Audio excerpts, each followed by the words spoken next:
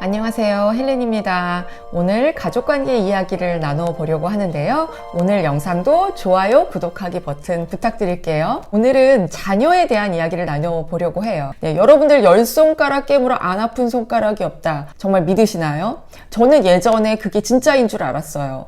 부모님은 무조건 자녀를 모두 다 골고루 잘 사랑할 수 있는 줄 알았어요. 그런데 가족 상담을 공부하면서 그거는 우리가 바라봐야 할 이상인 거지 실제로 우리가 그거를 잘 할 수 있는 건 아니구나 라고 하는 걸 생각하게 됐고요. 부모도 연약한 인간이기 때문에 자녀를 더 사랑할 수 있게 되기도 하고 자녀가 너무너무 미워지게 되기도 하는 것 같아요. 그럴 때 사실은 부모로서 더 자괴감을 느끼고 힘들어지게 되는데 그냥 그 감정을 피할 게 아니라 나는 얘가 왜 더 좋고 쟤는 더 힘들고 밉지? 이 차이가 나는 감정에 대해서 부모로서 되돌아보는 건 굉장히 중요한 성장의 포인트라고 생각이 듭니다. 자, 첫 번째로 여러분들 엄마가 되는 거, 아빠가 되는 그 역할에 대해서 어떤 생각을 품고 계셨어요?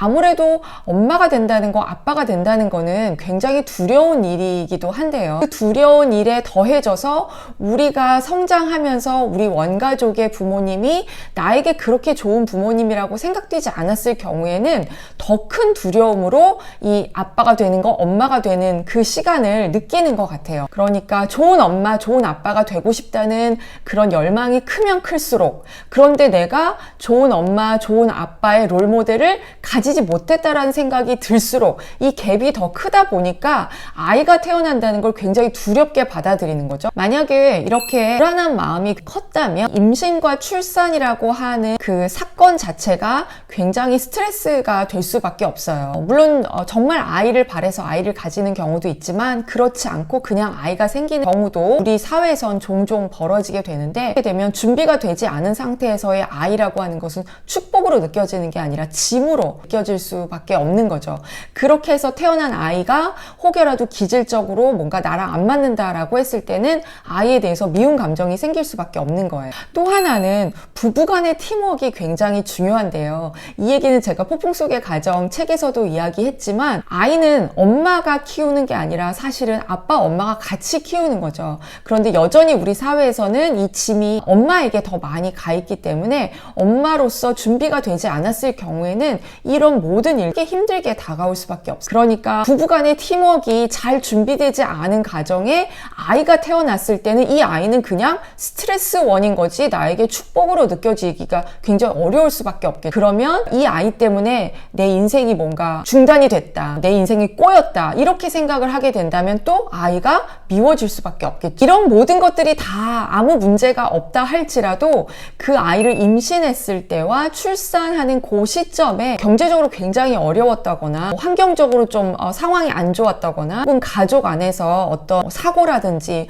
좀 큰 문제가 있어서 스트레스를 많이 받았을 경우에는 그 나의 힘든 감정이 이 아이한테 전이가 돼서 그냥 아이가 태어났을 때 모든 것이 힘들고 버겁게 느껴질 수가 있어요. 그러면 괜히 아이가 미워지고 힘들어지게 되는 거죠. 또 하나 중요한 포인트가 바로 아이의 기질이죠. 심리학도 그렇고 사회에서도 그렇고 엄마에게 완벽한 어떤 어머니상을 요구하는 게 굉장히 많아요. 저는 지금도 그런 완벽한 어머니상이 많이 요구되고 있다고 느껴지는데요. 아이에게 어떤 기질적으로 어려운 부분이 있을 수도 있는데 예전에는 그냥 그건 다 엄마가 감당해야지 왜 그 정도도 못 견뎌 라고 비난하는 게 있었어요. 그런데 이제 연구들을 통해서 분명히 기질적으로 힘든 좀 까탈스러운 기질의 아이들이 있을 수도 있다라고 하는 것이 이제 나와서 아이의 변수도 있는 거구나 라고 하는 것을 이제 우리가 알게 됐는데요. 물론 까탈스러운 아이도 있을 수 있고 사실 아이는 무던하고 아무 문제가 없는데도 내가 그 아이를 힘겨워할 수 있어요. 그 아이의 기질이 내가 싫어하는 사람과 닮았을 때인데요. 예를 들어서 남편하고 사이가 굉장히 안 좋아요. 남편이 미워 죽겠어요. 그런데 그거를 막 그냥 마음속에 꿍꿍꿍꿍 담아놓고 있는데 이 아이가 점점 자라면서 아빠를 닮아가는 거예요. 생김새도 너무 아빠를 닮고 성격도 너무 아빠를 닮고 막 먹는 것도 너무 아빠를 닮고 모든 게 아빠를 닮는 것 같은, 뭔가 아빠가 예를 들어서 정리를 잘 못한다거나 양말을 그냥 벗어나서 뒤집지도 않고 그냥 그대로 놔둔다거나 뭔가 막 수건도 막 제대로 정리를 안 해놓는다거나, 아무튼 그런 것도 막 남편이 너무 힘든데, 예를 들어서 아이가 굉장히 비슷하게 옷을 벗어놓으면 누에고치가 허물을 벗듯이 그렇게 벗어놓는다거나, 네, 막 얘가 막 샤워를 하고 나면은 막 목욕탕이 난리가 난다거나 막 안 치운다거나, 그런 것에 대해서 남편에게 향하는 어떤 미움의 감정이 남편에게는 잘 표현을 못하고 아이에게 이렇게 막 혼내는 방향으로 표현하는 경우도 굉장히 많아요. 또 반대로 아빠들의 경우에도 나는 아내의 이런 점들이 너무 싫은데 어쩌면 쟤는 저렇게 게으를까, 내 아내도 너무 게으르다고 힘든데 내 딸도 너무 게을러, 그러면은 그 아이한테 미운 감정이 가고, 또 반대로 아들은 너무나 꼼꼼하고 자기 할 일을 잘한다, 그랬을 때는 아들만 더 예뻐 보이는, 이런 일들이 실제로 많이 벌어집니다. 그런 성격적인 차이가 그냥 차이로 느껴지는 것이 아니라 그 사람이 너무 미우니까 그 감정이 아이한테 투사가 돼서 아이가 미워지게 되는 경우도 많이 있습니다. 내가 아이에게 대하는 그 감정은 순수할 수 없다라고 하는 것을 우리 기억을 해야 되겠죠. 또 하나의 경우에는 아이가 내 단점을 닮았을 경우예요. 여러분은 여러분 스스로에 대해서 정말 만족하세요? 네, 그럴 리가 없죠.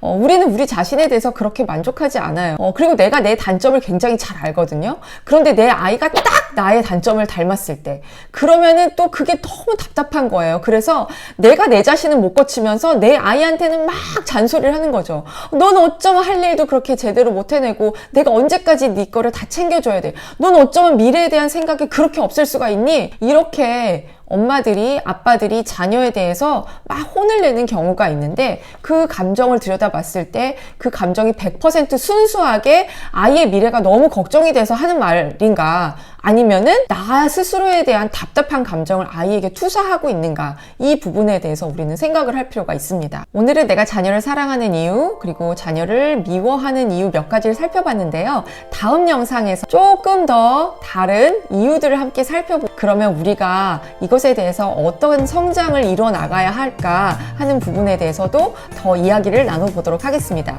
파트 2에서 만날게요.